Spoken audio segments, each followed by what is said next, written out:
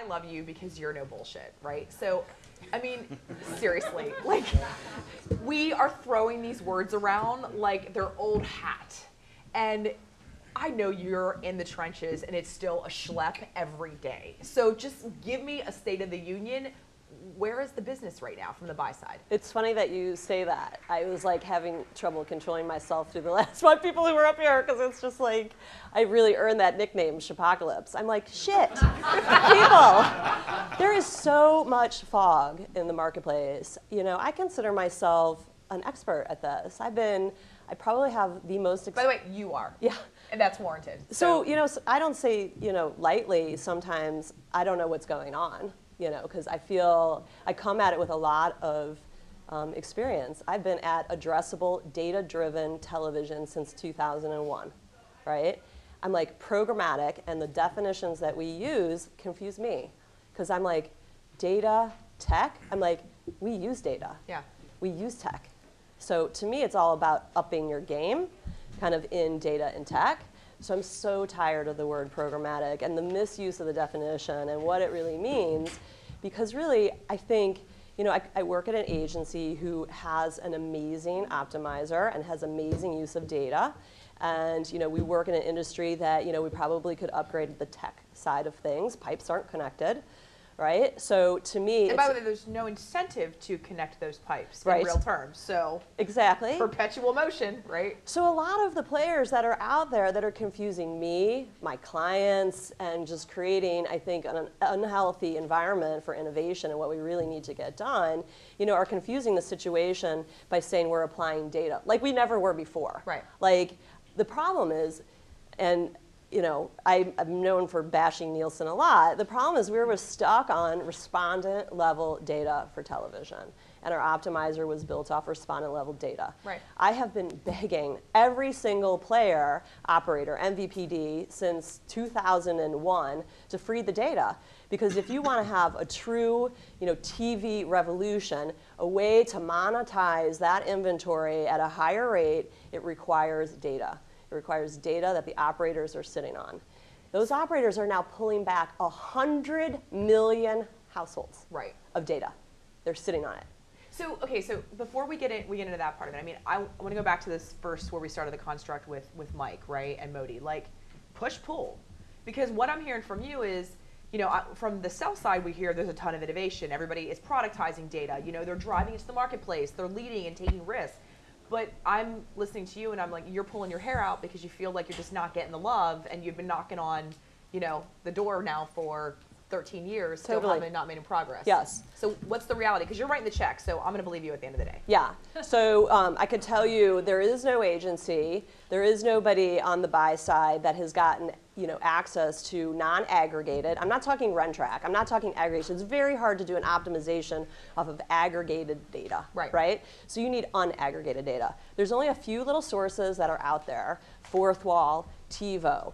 Other than that, it has to come through the operators. Otherwise, you know, I've been evaluating all of our opportunities, whether it use ACR, any way I can get at this. We need data, and unaggregated data that's in a privacy-compliant, protected way. That's why SMG's partnership with Axiom is so important, which sometimes is not just about the data, it's about the safe haven. Right. It's about how do you connect data together in a way that cable operators, who are subscription-based companies primarily, are going to feel comfortable that they're not going to lose subscribers over privacy issues. Okay, but I want to be really clear here because, and I think there's an interesting comment on privacy, because I think one of the comments I heard from Monty is in his EULA, there's an incentive, an economic incentive, right, to actually, if you want to opt into advertising or not right now, right? It's $20 a month you save if you opt in.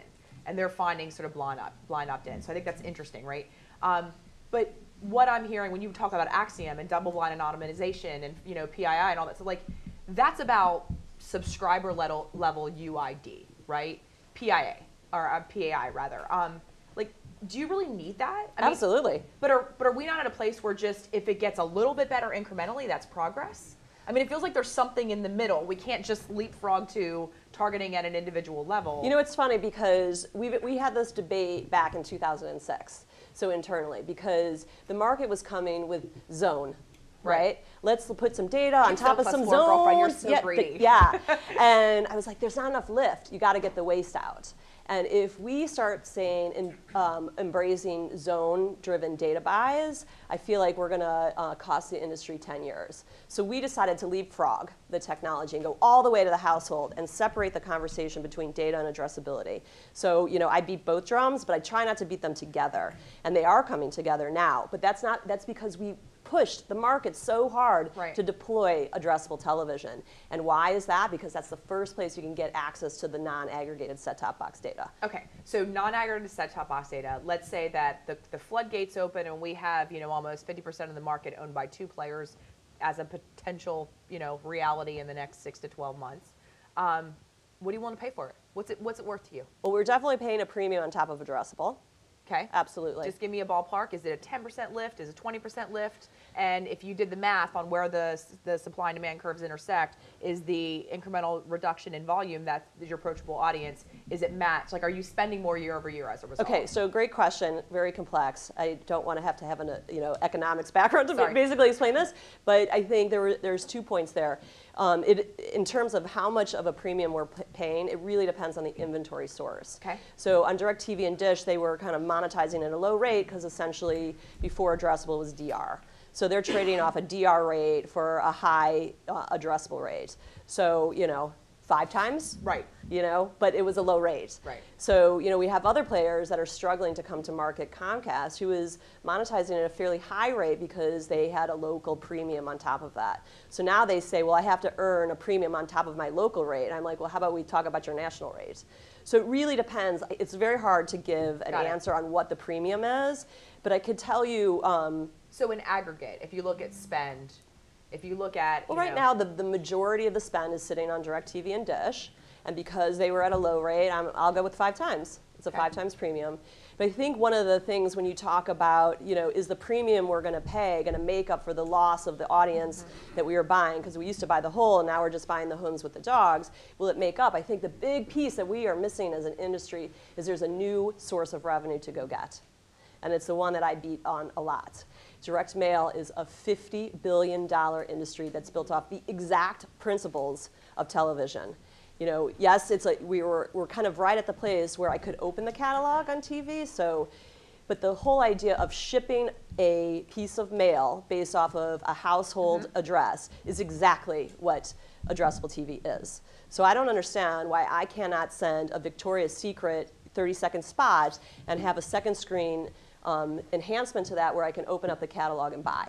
I think there's a $50 billion paper marketplace that this industry should embrace. If you had to put, let's go to the buckets of MVPDs, right? Let's telco, satellite, et cetera. Just don't pick a player, pick a bucket. Who's going to fall first? Who's going to give you that data first? Or at least just free it up, right? I already got it. Okay, so you have you have some set-top box level data. Yes. Okay, and I'm assuming you're getting it from satellite. And do you think that is going to be an impetus for the marketplace, or do you think that you're able to create proof points around? I know 5x you're saying from a base of 2 is much different than from a local hyper-targeted base effective CPM. But do you think that the demonstrable business and investment in those partnerships that you're making is going to be enough of a carrot to get the other verticals to fall? Yes. Okay. I do. I think. I have a lot of respect for Modi, and we talked a bit about their structural organization, and I see such value in that. We're structured a bit differently, and I think of myself much more as an entrepreneur, and I want to be the first one to do anything and structure the marketplace.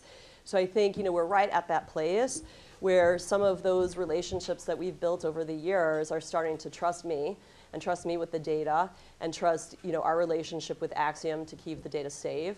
And then now the next step is for us to understand what value we create on an MTA or a multi-touch attribution model. So we're right at that place. I think TV's a bit nervous, like am I going to stack up, or is all this money going to start migrating to digital? So I think I'm a trusted person with them, and we're going to figure it out. So I think that's the big goal for 2015, is to figure out what does the data say, what is the value of the data, and how does it drive our business. Okay, so last question. So all your wishes come true. You've got household level set-top box data, disaggregated, your wish list is checked off. Do you really care about DAI for linear television, dynamic ad insertion? Do you care about real-time so that you can actually target at the time of the ad call? Does that matter to you? Yeah. Is that important? Yeah, totally. Okay. So when you say DAI, I think of a world of VOD. That's what, when you say it. So if that's what you mean by it. I think of any premium content that has the ability to have a addressable ad is my purview. Right. Whether that's over the top, through VOD, linear. But from a time perspective, if you have to plan on a 2-week campaign cycle and plan in advance, right, because of the way that we traffic linear versus we can traffic it in real time for digital, does that real-time nature really give you that much of a performance lift? Well, I also think of it as a continuum. Like right now, I'd be happy to plan a year ahead in that way, right? But as soon as I wring out the value of having better data to plan a year ahead, then I'm going to want to plan 6 months ahead, and then I'm going to want to plan 6 seconds ahead.